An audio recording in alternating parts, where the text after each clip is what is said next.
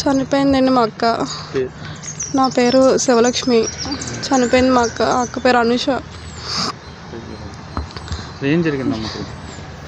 ఏం జరిగిందో తెలియదండి. వీళ్ళిద్దరి మధ్యలో ప్రేమించి పెళ్లి చేసుకున్నారు. 2 సంవత్సరాలు అవుతుందండి పెళ్లి చేసుకొని.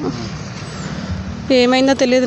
నిన్న నైట్ అడ్మిట్ అవ్వమన్నారంట హాస్పిటల్లో అడ్మిట్ అవ్వకుండా ఆఫ్ చేసి మరి నైట్ ఇలా చేసాడు. అసలు ఏం జరిగింది వీళ్ళిద్దరి మధ్యలో తెలియదు. లవ్ మ్యారేజ్ అండి. అరేంజ్ మ్యారేజ్ కాదు, లవ్ మ్యారేజే చేసుకున్నారు. కానీ వీళ్ళిద్దరం బయటకు అసలు అనుమానం రాకుండా వీడంతా ప్లాన్గా చేశాడు. వీళ్ళ ఫ్యామిలీతోనే మొత్తం. ఫ్యామిలీ తెలియదు అని అంటున్నారు కానీ ఫ్యామిలీకి తెలియకుండా కొడుకు ఇన్ని రోజుల పాటు నుంచి ఇంటికి రావట్లేదు, చేయట్లేదు అంటే ఏ ఫ్యామిలీకి తెలియకుండా ఉండదండి. తెలిసే మొత్తం ఫ్యామిలీ అందరూ కలిపే ప్లాన్ చేశారు ఇదంతాని.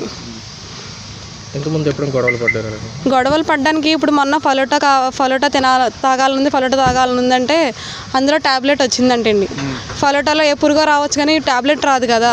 కానీ అది కూడా మాకు పాజిటివ్గా చెప్తుందంటే ఈ పిల్లి ఎంత నమ్మేలా చేశాడా మరిడు. అంత నమ్మేలా చేశాడు కాబట్టి ఆ ఫలోటా కూడా దాన్ని ట్యాబ్లెట్ వచ్చినా సరే అది ఏమీ లేనట్టు ఈజీగా చెప్తుందంటే ఆ పిల్ల అంత నమ్మించి దాన్ని ప్రాణం తీసాడాడు. కానీ ఇలాంటి వాడిని మాత్రం ఫ్యామిలీ ఏ సపోర్టు లేకుండా ఆడైతే చేయలేదండి.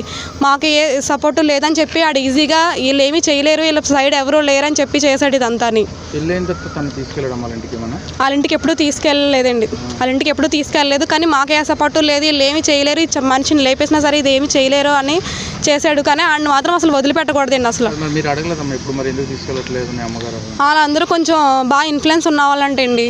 ఒకవేళ ఈ పిల్లని ఏదైనా చేసేస్తారన్న దృష్టిలో అలా వంక పెట్టేవాడు. కానీ వాళ్ళు మొత్తానికి లేపే అంత మనిషిని తీసేసి అంత ధైర్యం చేశాడంటే ఆడు అలా ఇంట్లో పోవాలి. ఎంత సపోర్ట్ లేకపోతే అది చేస్తాడు. చాలా సపోర్ట్. ఉదయం ఫోన్ చేసి అంటే ఈయనకి ఫోన్ చేశారంట. ఫోన్ చేసి ఇలా కొంచెం బాగాలేదు అని అంటున్నారు. కానీ చనిపోయిందన్న విషయం కూడా నాకు చెప్పలేదు.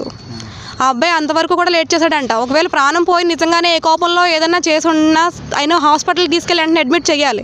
కానీ అలా కూడా చేయకుండా లేట్ చేసి ధీమాగా ఉన్నాడు. అంత ధైర్యంగా ఉన్నాడంటే అతను ప్రాణం తీసాడంటే అంత ధైర్యంగా ఉన్నాడంటే వాళ్ళ ఫ్యామిలీ సపోర్టే. కానీ ఇదంతా ప్లానింగ్తోనే చేశారు. ఈయనైతే మాత్రం అసలు వదిలిపెట్టకూడదండి. వాళ్ళ ఫ్యామిలీ మొత్తం సపోర్ట్ ఉండొచ్చు కానీ నా అక్క జరిగినట్టు రేపు పొద్దున ఇంకొక ఆడదానికి జరగకూడదు. గట్టిగా వీడిని మాత్రం వదిలిపెట్టకూడదు అసలు అని.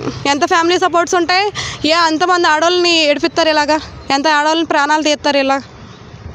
ఈయనైతే మాత్రం అసలు వదిలిపెట్టకూడదు.